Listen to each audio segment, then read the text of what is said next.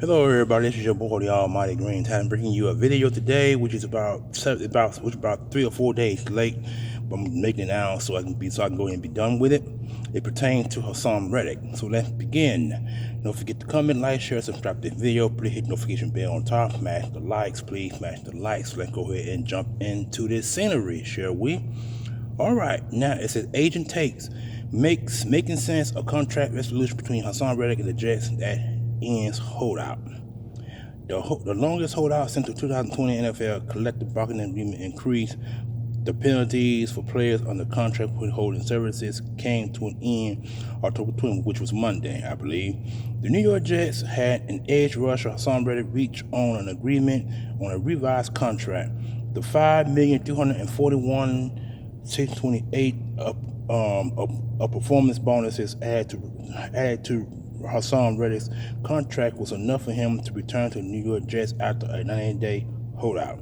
Scheduled to make $14.25 million in base salary this season, Reddick will earn the remaining $8,708,333 over the 11 weeks left in the regular season. Reddick has been seeking a new contract from the Jets, who obtained him through the trade with Philadelphia in the beginning of April for condition 2026 third-round pick, with Reddick taking at least 67.5% of New York's defensive snaps and having double-digit sacks. The Eagles would get the 2026 second-round pick instead, reaching an required playtime threshold for the elevated draft choices is practically impossible, considering Reddick has missed 7 games of the season. Reddick dissatisfaction over a 3-year, $45 million contract worth up to $46.5 million through incentive salary escalators he received from the Eagles during the 2022 free agency season, as was well known when the Jets acquired him. The Jets were under the impression that Reddick would show for the 3-day downtown June Minicamp, which led to a $101,716 fines for his absence. A $250,000 bonus was forfeited because of the lack of participation in the off-season workout program.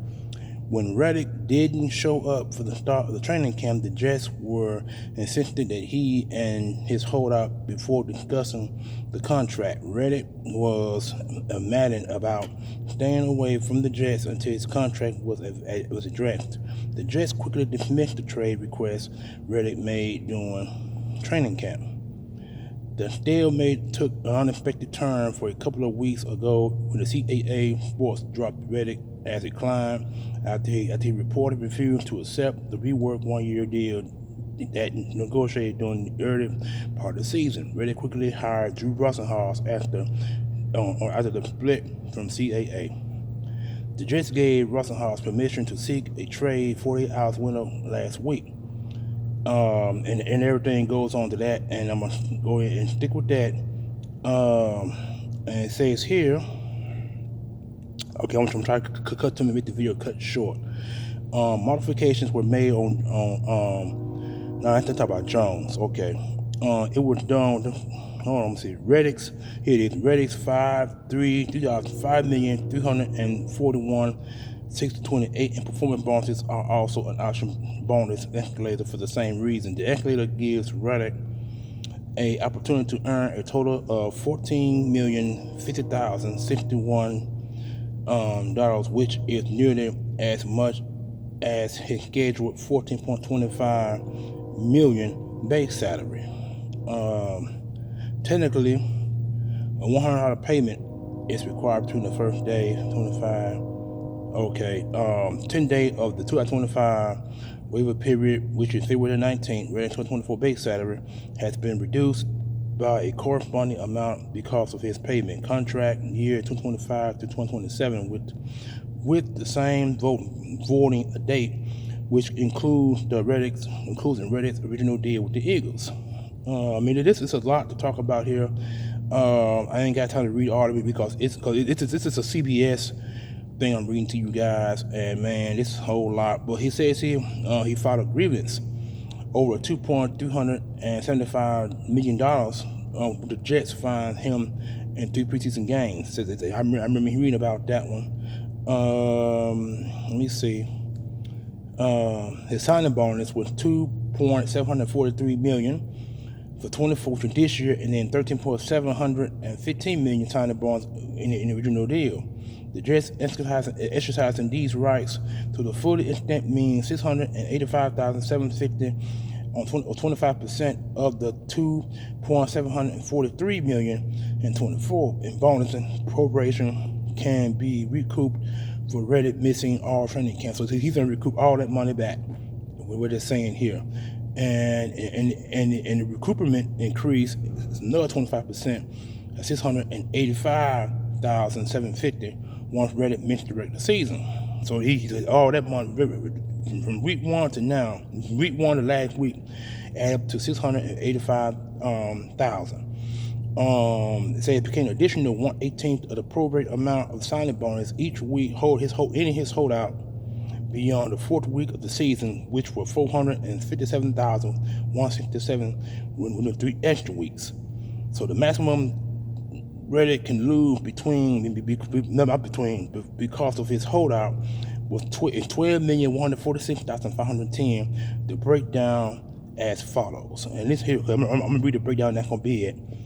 $5,541,000 7 weeks worth of base salary, $2,375,000 3 missed preseason games fines, $2.50 million in fines for missing 41 days training camp, and then the $1,828,677 was the signing bonus recoupment, $250,000 unearned workout bonus, and the $101,176 June minicamp fines. That's all that right there in the fines. So favorable ruling of grievance $202,275,000 was the ruling grievance. That's what he was grieved about, and everything else was pursuing signing bonus recovery, and the $1,828,000 will decrease Reddick's exposure by $304,843 in signing bonus. I mean, this is a lot of money, y'all. I'm not gonna sit there and read all that because it would take them the whole video to do it, and I ain't got time for that. So with that being said, let me see. I'm gonna read this last part. That's gonna be it. His worst case scenario would have been playing for a season of $14.25 million before hitting the open market next March.